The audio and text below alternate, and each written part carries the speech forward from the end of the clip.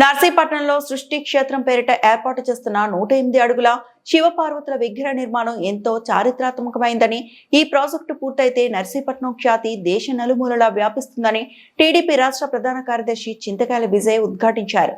స్థానికంగా జరిగిన భూమి పూజ కార్యక్రమంలో ఆయన మాట్లాడుతూ, వీటిలో పద్మ ఆకారంలో నిర్మించే వంతెనపై శివపార్వతులు కొలువై ఉండేలా ఈ అద్భుత ఘట్టానికి రూపకల్పన చేశామన్నారు.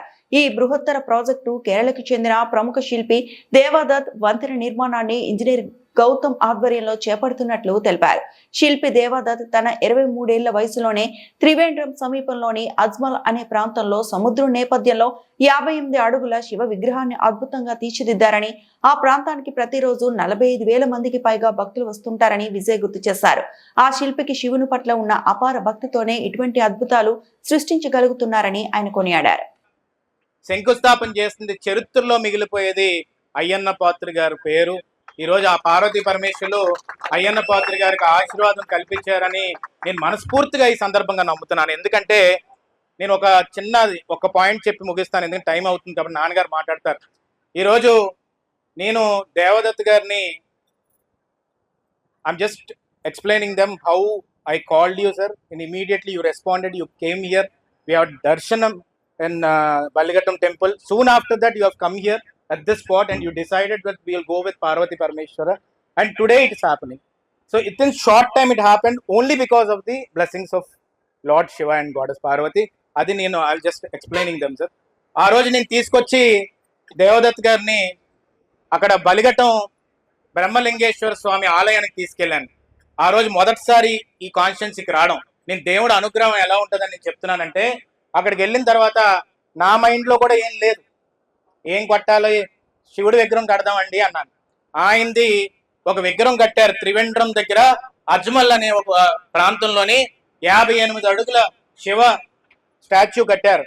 ఆ స్టాచ్యూకి ఈరోజు 45,000 అంటే 45,000 మంది వస్తారంట రోజుకి, వారానికి కూడా కాదు 45,000 మంది వస్తారు.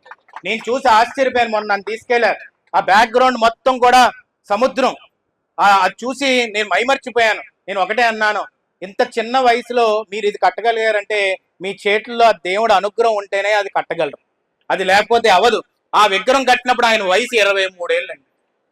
23 ఏళ్ళప్పుడు 58 అడుగులు శివ విగ్రహాన్ని కట్టి దేశంలోనే అత్యంత ఉన్నత స్థాయిలోని అజ్మల్ ప్లేస్ ని నించోబెట్టిన వ్యక్తి దేవదత్ గారు అనేది మనం గుర్తుపెట్టుకోవాల్సిన అవసరం ఎంతైనా ఉంది. అలాంటి వ్యక్తి నేను అనుకున్నాను, నేను వెళ్ళి మాట్లాడితే ఎన్ని రోజులు పడుతుందో నాకు తెలియదు. నా ఫ్రెండ్ అవినాష్ చుక్కపల్లి అని చెప్పి హైదరాబాద్లో ఉన్నారు, తను అన్నారు ఏమని, ఈషా విగ్రహం లాంటిది మీరు కడతానంటున్నారు, కానీ మనకి యూనిక్గా కట్టిన ఒక వ్యక్తి ఉన్నారు కేరళలో, ఆయన దగ్గరికి వెళ్ళమని చెప్తే నేను వెంటనే దేవదత్ గారి దగ్గరికి వెళ్తే దేవదత్ గారు వెంటనే ఇక్కడికి వచ్చారు. విత్ ఇన్ డేస్లో వచ్చారు. డ్రోన్ ఆపాము, కొన్ని రోజుల్లోనే వచ్చేసారు.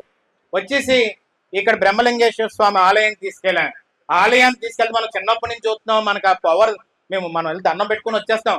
కానీ ఆయన చూసిన వెంటనే అన్నారు, ఇది ఎంత పురాతనమైన లింగం ఉందండి, ఇక్కడ చాలా ఆశ్చర్యంగా ఉందని అన్నారు. ఆయన నాకే ఆశ్చర్యపోయాను, ఎందుకంటే కేరళలో ఎన్నో టెంపుల్స్ చూశారు ఆయన, కానీ అది చూసి ఆ స్తంభాన్ని ముట్టుకొని అన్నారు, ఇది చోళ రాజులు కట్టిన స్తంభం అన్నారు. నాకు ఆ రోజు, ఎందుకంటే అంత మంచి గుడి, అంత మంది ప్రాంతం మన నియోజకవర్గంలో ఉందని అనిపించింది. వెంటనే ఆయన అక్కడి నుంచి ఇలా వచ్చిన వెంటనే మన చెరువుని చూసి అన్నారు, వెనకాల కొండలు కనబడుతున్నాయి, నీరు కనబడుతుంది, గాలి కనబడుతుంది, అలాగే మనకి భూమి కనబడుతుంది, మళ్ళీ అగ్ని ఇక్కడ పుట్టాలి, అందుకని ఇది సృష్టి క్షేత్రం అవ్వాలని చెప్పి ఈ రోజు ఆయన ఆ రోజు నిర్ణయం తీసుకొని పార్వతీ పరమేశ్వరుల విగ్రహం ఇక్కడ ఉండాలి, అది 108 అడుగుల పైన ఉండాలి. ఈ నర్సీపట్నం నియోజకవర్గమే కాదు, ఈ నర్సీపట్నం ప్రాంతం సృష్టి క్షేత్రం కింద ఈ దేశం మొత్తం కూడా మాట్లాడుకునే విధంగా ఈ ప్రాంతాన్ని తయారు చేసే బాధ్యత ఆయన అని చెప్పి చెప్పడం జరిగింది. అది నాకు చాలా సంతోషం అనిపించింది. ఎందుకంటే ఇది ఎలక్షన్ల కోసం, రాజకీయాల కోసం, కులాలకు అతీతంగా, మతాలకు అతీతంగా, ప్రాంతాలకు అతీతంగా ఈ రోజు దేశంలోనే నర్సీపట్నంలో పుట్టినందుకు, నర్సీపట్నంలో పెరిగినందుకు, నర్సీపట్నంలోని పార్వతీ పరమేశ్వరుల విగ్రహం ఈ ప్రపంచంలోనే ఎక్కడా లేని విధంగా మనకి దేశ వ్యాప్తంగా కూడా నర్సీపట్నం వైపు చూసే విధంగా, నర్సీపట్నాన్ని కలుపుకునే విధంగా ఆ శివుడు పార్వతి పేరు చెప్తే నర్సీపట్నం అనేది గుర్తొచ్చే విధంగా మళ్ళీ ఇనాగ్రేషన్ కార్యక్రమంలోనే మనందరం కూడా మాట్లాడుకుందాం. ఆ రోజు చూసినప్పుడు మన కళ్ళు సరిపోవు. ఆ విధంగా కట్టే వ్యక్తి దేవదత్ గారు కాబట్టి మనందరం కూడా పూజలు చేసి మనందరం కూడా సంకల్పం తీసుకొని ఇది మన ప్రాంతం, మన చెరువు, ఇది కైలాసంలా కనబడుతుంది నాకని చెప్పి ఆయన నోట్లోని చెప్పారంటే ఎంత పవిత్రమైన భూమిలో మనం అందరం పుట్టామనేది మనం ఎంతో సంతోషపడుతున్నానని చెప్పి ఈ సందర్భంగా చెప్పదలుచుకున్నాను. అందుకే కుటుంబ సభ్యులందరూ కూడా ప్రతి ఒక్కరు కూడా మనం ప్రార్థనలు చేసి రేపు రానున్న రోజుల్లో ఎట్టి పరిస్థితుల్లో ఇది చేయాలని చెప్పి సందర్భంగా చెప్పి లాస్ట్ ఏంటంటే ఎవరెవరైనా పుణ్యక్షేత్రాలకు ఎక్కడికైనా వెళ్ళినప్పుడు చిన్న పిడికలతో కొంచెం మట్టి తీసుకొని ఇక్కడికి తీసుకురండి. తీసుకొస్తే ఆ విగ్రహం కట్టిన దగ్గర మనం వేద్దాం, ఇంకా పవిత్రంగా ప్లేస్ తయారవ్వాలని చెప్పి సందర్భంగా చెప్తాను. జనాలందరికీ నేను చెప్తుంది ఏంటంటే ఆ రోడ్ ఎండింగ్ నుంచి ఈ రోడ్డు దాకా మొత్తం మన ప్రాంతం. ఇక్కడ అశుద్ధి పనులు ఎవరు చేయొద్దండి.